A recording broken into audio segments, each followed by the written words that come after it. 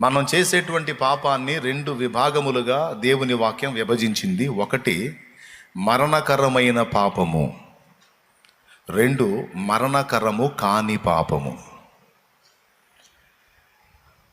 ఇక్కడే ఉంది చూడండి, యోహాను రాసినటువంటి అదే మొదటి పత్రిక 5వ అధ్యాయము 16వ వచనం. అది తన సహోదరుడు బైబిల్ తీసి చూడండి. బైబిల్ చదువుకుంటే బైబిల్ తీసి చూడు, లేకపోతే నా మొహం చూడు. చేయగలిగింది ఏముంది, చదువు లేదుగా. మొదటి యోహాను పత్రిక 5వ అధ్యాయం 16వ వచనం. తన సహోదరుడు మరణకరము కాని పాపము చేయగా ఎవడైనను చూచిన ఎడల అతడు వేడుకొనును. అతన్ని బట్టి దేవుడు మరణకరము కాని పాపము చేసిన వారికి జీవము దయచేయును. మరణకరమైన పాపము కలదు. అదుగో మరణకరము కాని పాపం ఉంది, దాని కిందనే మరణకరమైన పాపం ఉంది. అట్టి దాన్ని గూర్చి వేడుకొనవలెనని నేను చెప్పుటలేదు. అర్థమైందా? సకల దుర్నీతియు పాపము, అయితే మరణకరము కాని పాపము కలదు.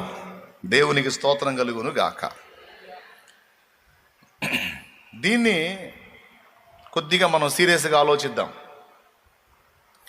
పాపము రెండు విధాలు అన్నాను. ఒకటి మరణకరమైన పాపము, రెండు మరణకరము కాని పాపము. ఇంతకీ మరణకరమైన పాపం అంటే ఏంటి? మరణకరము కాని పాపం అంటే ఏంటి? సకల దుర్నీతియు పాపమే. అబద్ధాలు ఆడితే పాపమే, మోసం చేస్తే పాపమే.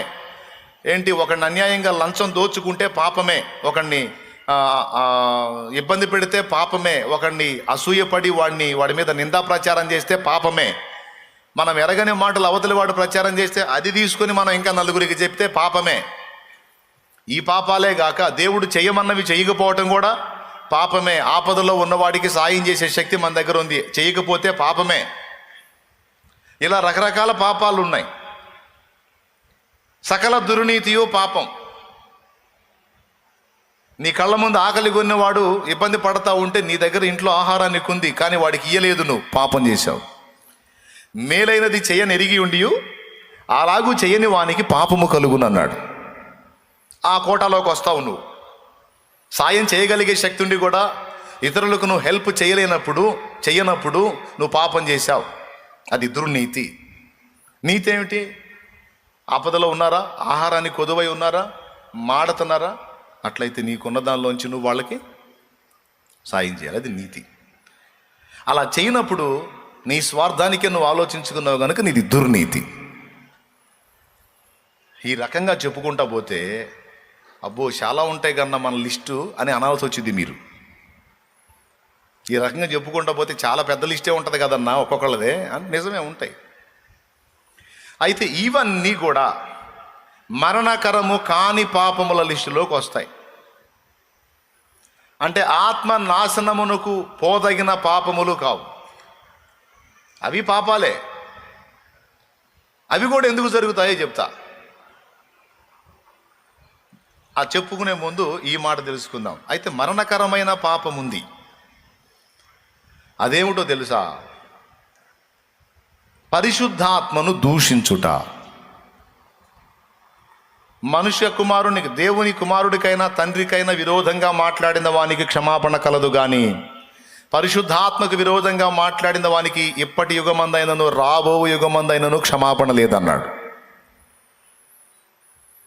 పరిశుద్ధాత్మకు విరోధముగా మాట్లాడిన వానికి ఇప్పుడైనా రాబోయే టైంలో అయినా సరే వాడికి అవకాశం లేదు అని ఫైనల్ చేసి పడేశాడు. దీన్నే హెబ్రీ పత్రిక 6:4లోను, హెబ్రీ పత్రిక 10:26లోను అభివర్ణించాడు ఈ మరణకరమైన పాపాన్ని గురించి.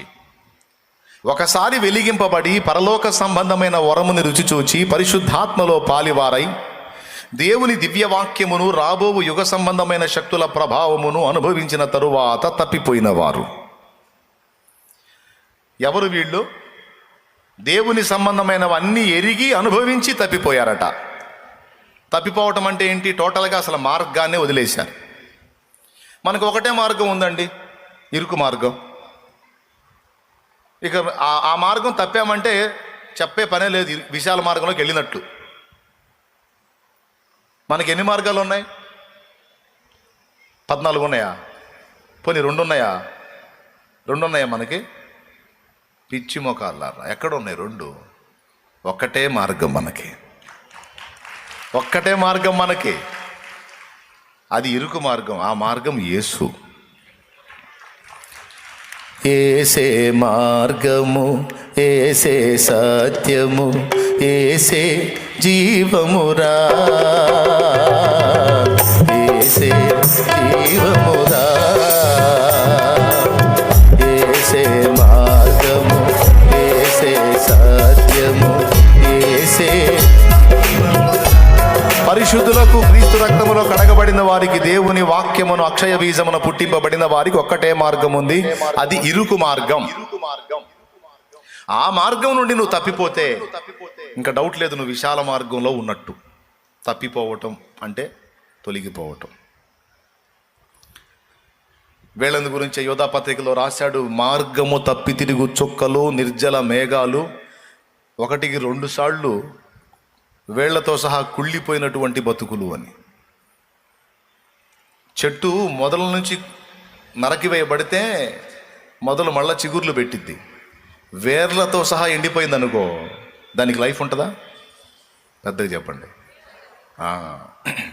ఒకసారి వెలిగింపబడి పరలోక సంబంధమైన వరముని రుచి చూచి పరిశుద్ధాత్మలో పాలివారై దేవుని దివ్య వాక్యమును రాబోవు యుగ సంబంధమైన శక్తుల ప్రభావమును అనుభవించిన తరువాత తప్పిపోయిన వారు ఏం చేస్తున్నారంట? తమ విషయములో దేవుని కుమారుని మరలా సిలువ వేసి బాహాటముగా ఆయనను అవమానపరచుచున్నారు. ఏం చేస్తున్నారు వీళ్ళు? బాహాటముగా ఆయనను అవమానపరచుచున్నారు గనుక మారు మనసు పొందినట్లు అట్టి వారిని మరలా నూతన పరచటం అసాధ్యం అన్నాడు. ఒకసారి దేవుని సత్యాలన్నీ తెలుసుకొని అన్ని ప్రాక్టికల్గా అనుభవించి నాకు యేసొద్దు, నాకు పరిశుద్ధాత్మ వద్దు, నాకు ఆయన వద్దు, ఆయన కృప వద్దు, ఆయన శిలువ రక్తము వద్దు అని విసర్జించి ఒకవేళ వెళ్ళిపోతే అలాంటోళ్ళు మళ్ళా మారు మనసు పొంది పరలోక రాజ్యంలో ప్రవేశించటం ఇక దుర్లభం, సాధ్యం కాదన్నాడు. అట్టివారు మారు మనసు పొందినట్లు మరలా వారిని నూతన పరచుట అసాధ్యము. ఒకప్పుడు యేసు సిలువను గౌరవించిన వీళ్ళు మళ్ళా యేసు సిలువను ఎగతాళి చేశారు, అన్ని అనుభవించి. కాబట్టి వీళ్ళకి అవకాశం లేదు. వారు మారు మనసు పొందజాలరు. వారు మారు మనసు పొందినట్లు వాళ్ళని నూతన పరచడం అసాధ్యం. ఇదే మాటని ఇంకొక టైపులో వర్ణిస్తాడు 10:26 హెబ్రీ పత్రిక 10:26 తీసుకో. మనము సత్యమును గూర్చి అనుభవ జ్ఞానము పొందిన తరువాత వాళ్ళని తిని నాన్న.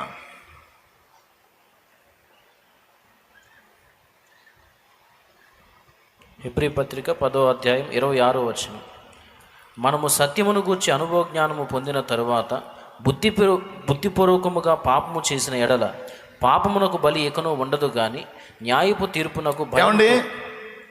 ఇప్పుడు అబద్ధం ఆడటమో చిన్న తప్పో పెద్ద తప్పో మనం చేసిన ప్రతి తప్పు కూడా బుద్ధి తెలివి లేక చేసామా, పూర్తి స్పృహలో ఉండి చేసామా? అబద్ధాలు ఆడుకొని చెప్పాలి. బుద్ధిపూర్వకంగా చేసామా లేకపోతే బుద్ధి పని చేయక చేసామా? కోపం వచ్చిందమ్మా నీకు, నీ భర్తను చెడాబడా తిట్టావు, పాపం. లేదా నీ కోపం వచ్చిందయ్యా, పట్టుకొని చెడమడా తిట్టావు నీ భార్యని, పాపం. అది బుద్ధిపూర్వకంగా చేసావా లేకపోతే నిద్రలో చేసావా? అమ్మా నేనేదో నిద్రమత్తులో ఉండి అలా అన్నానమ్మా, ఏమండి నిద్రమత్తులో ఉండి నేను అలా అనేమని చెబుతావా? కోపం వచ్చింది నిజం, నాలుగు అదుపు తప్పింది నిజం, పచ్చి కూతలు కూసింది నిజం. ఇంకా దానికి ఏం కవరింగ్ లేదు, ఇది బుద్ధిపూర్వకమైన పాపమే. మరి అట్లయితే హెబ్రీ 26 ప్రకారం మొత్తానికి మూడిద్దిగా. దేవునికి స్తోత్రం. హెబ్రీ 10:26 ప్రకారం మొత్తానికి మూడిద్దిగా. చూడు, మనము సత్యమును గూర్చి అనుభవ జ్ఞానం పొందిన తరువాత బుద్ధిపూర్వకముగా పాపము చేసిన ఎడల పాపములకు బలి ఇకను ఉండదు గాని న్యాయపు తీర్పునకు భయముతో ఎదురు చూచుటయు విరోధులను దహింపబోవు తీక్షణమైన అగ్నియు నీకను ఉండును. అయిపోయింది. ఇక అగ్నికే నువ్వు అంటే ఇప్పుడు నీ గుండె చెరువు అయిపోదు? అయిద్దా కాదా? కాతేందన్నా, చెరువు కాదు సముద్రమే అయింది. ఇప్పుడు అందరికీ భయమే. ఎవ్వరూ కావాలని చేయలే. ఆ సమయం వచ్చింది, ఆవేశం వచ్చింది, తొందరపాటు వచ్చింది, ఇక ఆగలేదు శరీరం. నోరు జారాము, చెయ్యి జారాము, ఏదో జరిగినాయి. బాగా వినండి, లైఫ్ లాంగ్ మర్చిపోకుండా గుర్తుపెట్టుకోవాల్సిన సందేశం ఇది. ఇక్కడ 2 చోట్ల కూడా, ఒక చోటేమో వాళ్ళని మళ్ళా నూతన పరచటం అసాధ్యం అన్నాడు, ఇక్కడేమో వాళ్ళకి ఇక తీక్షణమైన అగ్నే అన్నాడు.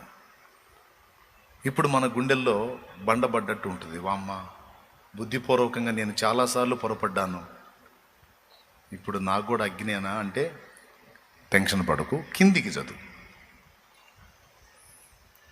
ఎవడైనను మోషే ధర్మశాస్త్రము నిరాకరించిన ఎడల 2-3 సాక్షుల మాట మీద కనికరింపకుండా వాని చంపించుదురు. ఇట్లుండగా దేవుని కుమారుని పాదములతో త్రొక్కి, నువ్వు తొక్కావా? దేవుని కుమారుని పాదములతో తొక్కావా? తొక్కలా. తాను పరిశుద్ధ పరచబడుటకు సాధనమైన నిబంధన రక్తమును అపవిత్రమైనదిగా ఎంచావా? యేసు రక్తం అపవిత్రమైంది, నాకొద్దు అని యేసు రక్తాన్ని తిరస్కరించావా, తృణీకరించావా? లేదు. అన్నట్టు లైవ్లో ఎవరైనా ఉన్నారా? లైవ్లో ఉన్న బిడ్డలందరూ కూడా వందనాలు. మీ సంగతి మర్చిపోయా, ఇప్పుడు గుర్తొచ్చారు మీరు కూడా వినండి జాగ్రత్తగా. స్తోత్రం చెప్పండి అందరూ, గట్టిగా చెప్పాలి.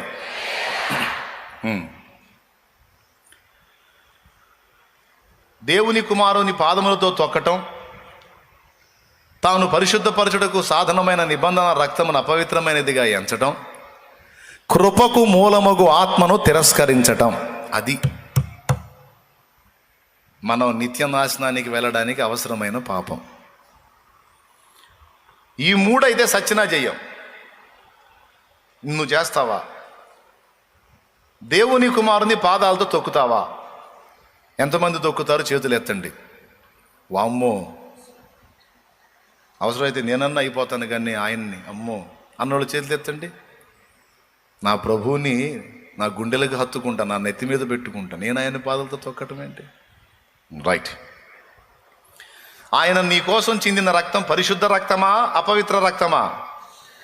చెప్పు గట్టిగా. మీరు చెప్పట్లయ్యా? పరిశుద్ధ రక్తం. కృపకు మూలమగు ఆత్మను తిరస్కరిస్తావా, స్వాగతిస్తావా? చెప్పు గట్టిగా. తిరస్కరించవా? కొంతమంది తిరస్కరించారులే. మీ కళ్ళతో మీరు చూడొచ్చు.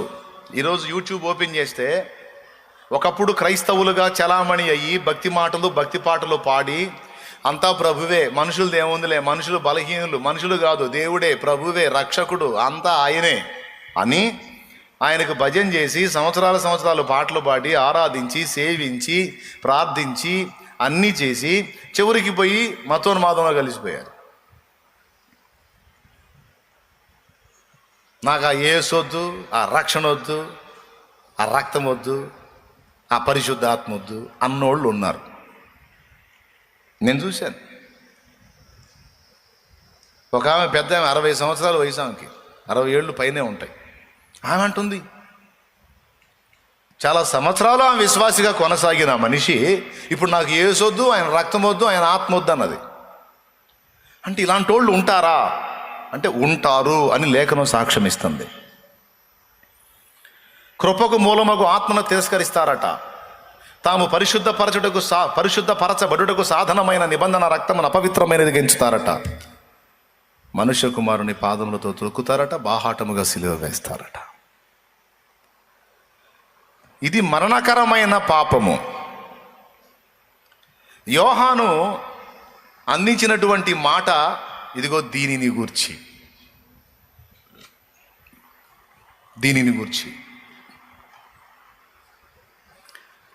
మనందరినీ కూడా ఇలా చేయటానికి దుష్టుడు మనల్ని ఈ దశలో ముట్టడానికి ట్రై చేస్తాడట. ఈ విషయమై ఈ దశకి మనం రావటానికి వాడు మనల్ని టచ్ చేయటానికి చూస్తాడట. అయితే దేవుని మూలముగా పుట్టిన వానిలో ఆయన అక్షయ బీజము నిలుచును గనుక వాడు పాపము చేయడు అన్నాడు. ఏ పాపము? అది ఏ పాపము? యేసును విసర్జించే పాపము. ఎవరిలో అయితే ఆ దేవుని వాక్య బీజం ఉండదో వాడు చేస్తాడు ఆ పాపం, వాడు దుష్టుడి చేతికి చిక్కుతాడు. ఎవరిలో అయితే దేవుని వాక్య బీజం నిలిచుంటుందో వాడు చచ్చిపోవటానికైనా ఇష్టపడతాడు, కానీ యేసును వదిలిపెట్టడానికి మాత్రం ఇష్టపడడు. ఎందుకంటే వానికి వాక్యం తెలుసు, యేసును వదిలిపెడితే ఏ గతి పడతాడో తెలుసు వానికి. గొంతు మీద కత్తి పెట్టరాయి, యేసు కావాలా ప్రాణం కావాలా అంటే ప్రాణమైనా వదులుతాను కానీ యేసును మాత్రం వదలను. నువ్వు ఇప్పుడు చంపుతానన్నావు, ఎప్పుడైనా చచ్చేదే. ఇంకా 10 ఏళ్ళైనా చచ్చేది, ఇంకా 2 ఏళ్ళైనా చచ్చేది, ఎప్పుడైనా చస్తాను. కానీ యేసును మాత్రం వదిలితే నాకు రక్షణ లేదు, కాబట్టి యేసుని నేను వదలను. నాకు యేసు కావాలి, నాకు యేసు కావాలి. యేసును వదిలేయటానికి మీలో ఎంతమంది ఇష్టపడుతున్నారు? చేతులు ఎత్తండి. యేసును వదిలేయటానికి, నాకు యేసు వద్దు, ఆయన వదిలేస్తాను నేను అంటానికి ఇష్టపడుతున్న వాళ్ళు ఎంతమంది ఉన్నారు? చేతులు ఎత్తండి అంటే ఒక్కళ్ళు కూడా ఎత్తరు. ప్రాణమైనా వదులుతాను కానీ ప్రభువుని మాత్రం వదిలే ప్రసక్తే లేదు అన్నోళ్ళు చేతులు ఎత్తండి. నా తండ్రిని వదిలిపెట్టే ప్రసక్తే లేదు. చప్పట్లు కొట్టి దేవుని మహిమపరుచుకుందాం మనం. హల్లెలూయా. ఇప్పుడు మీకు మీరే చప్పట్లు కొట్టుకున్నారు, మరి ఇంకెవరు కొడతారు? అందుకని మీ చేతే కొట్టించారు. మీరు మంచి తీర్మానం చేశారు కాబట్టి. ఇప్పటిదాకా మనం చెప్పుకున్నది మరణకరమైన పాపాన్ని గురించి. ఇదే పని నాడు శాస్త్రులు పరిసయ్యులు చేశారు. అప్పుడు యేసు ప్రభు అన్నాడు, తండ్రికైనను కుమారునికైనను విరోధముగా మాట్లాడిన వానికి క్షమాపణ కలదు గాని. ఎక్కడన్నారో తెలుసా ప్రభు ఆ మాట? వాళ్ళని ఆయన దయ్యములను వెళ్ళగొడుతుంటే బయల్జేబూలు వలన ఇతడు దయ్యములను వెళ్ళగొట్టుచున్నాడు, ఇతడు దయ్యాల రాజు అని ప్రభువుని సాతాను అన్నారు. పరిశుద్ధ ఆత్మని సాతాను ఆత్మ అన్నారు, దురాత్మ అన్నారు. ఎంత ఘోరమైన పాపం చేశారో. వచనం చూసుకుంటారా?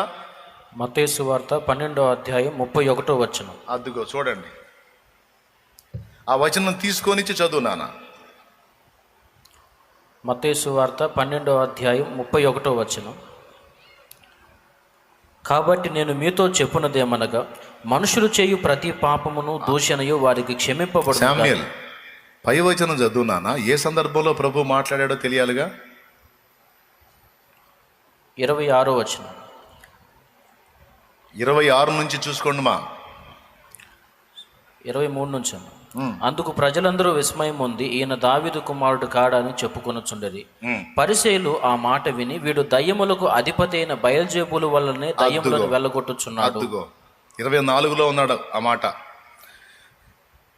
యేసు ప్రభుని వీడు అని, వీడు దయ్యములకు అధిపతి అయిన. దయ్యములకు అధిపతి ఎవరు? సాతాను.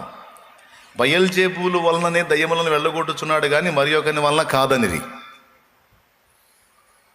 చూడండి, ప్రభు అన్నాడు, ఒరే పిచ్చోళ్ళారా, ఆయన వారి తలంపులను ఎరిగి వారితో ఇట్లా నేను, తనకు తానే విరోధముగా వేరుపడిన ప్రతి రాజ్యము పాడైపోవును, తనకు తానే విరోధముగా వేరుపడిన ఏ పట్టణమైనను ఏ ఇల్లైనను నిలవదు. సాతానును వెళ్ళగొట్టిన ఎడల తనకు తానే విరోధముగా వేరుపడును. అంటే బయల్జేబులు అంటే ఎవరండి? అంటే వాళ్ళు ఎవరి ద్వారా యేసు ప్రభు దయ్యాలను వెళ్ళగొడుతున్నాడని చెప్పారు? సాతాను ద్వారా. అంటే యేసు ప్రభుని సాతాను అన్నారు. ఈరోజు మతోన్మాదులు మీరు గమనించండి, యేసుప్రభుని ఏమంటారు? యేసుప్రభుని ఇదే మాట అంటున్నారు, యేసుప్రభు దయ్యం అంటున్నారు.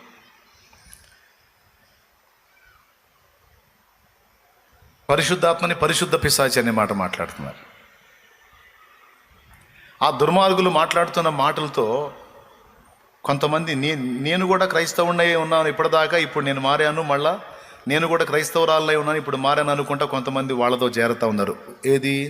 నిన్న మొన్నటి వరకు చర్చిలో కూర్చొని ఆరాధన చేసిన వాళ్ళు. అంటే ఎవరితో పోయి చేతులు కలుపుతున్నారు? యేసు దేవుడు కాదు దయ్యం అన్న వాళ్ళతో, పరిశుద్ధాత్మ దేవుని ఆత్మ కాదు దురాత్మ అన్న వాళ్ళతో పోయి చేయగలుపుతున్నారు. అప్పుడు వీళ్ళందరూ అడిగిపోతారు. వాడికంటే తెలియక అన్నాడు అనుకో, వీళ్ళు తెలిసి వాక్యం ఎరిగిపోయి అంటున్నారు. వీళ్ళను కూడా ఏమన్నాడో తెలుసా? మీరు వాక్యము ఎరుగుదురు, మీకు వాక్యం తెలుసు. శాస్త్రులారా పరిసయ్యులారా, మీకు వాక్యం తెలుసు. కానీ ఆ వాక్యాన్ని మీరు అంగీకరించట్లేదు. కాబట్టి మీ గతి ఏమైందో తెలుసా? యేసుప్రభు అన్నాడు, చూడండి,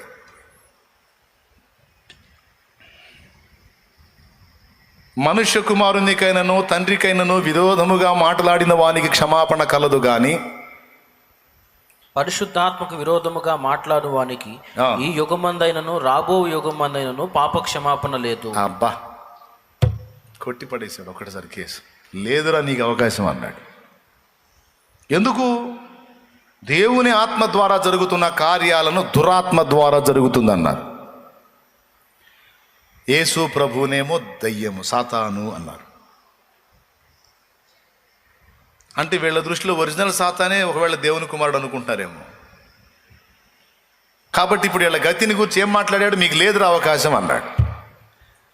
అలాగా యేసు ప్రభువుని, ఆయన రక్తముని, పరిశుద్ధాత్మని విసర్జించిన వారు మరణకరమైన పాపం చేస్తున్నారు. వాళ్ళు నిత్యము మండే అగ్నిగుండానికి వెళ్ళిపోతారు. ఈ భూమి మీద ఉన్నప్పుడు బాగానే ఉంటారు, వాళ్ళకి అసలు ఏ నొప్పినో అర్థం కాదు. రేపు వెళ్ళిపోయేటప్పుడు, ప్రాణం పోయేటప్పుడు అంధకారం ఆవరించి పాతాళలోక దూతల చేత అగ్నికి కొనిపోబడతారు. కన్ఫామ్.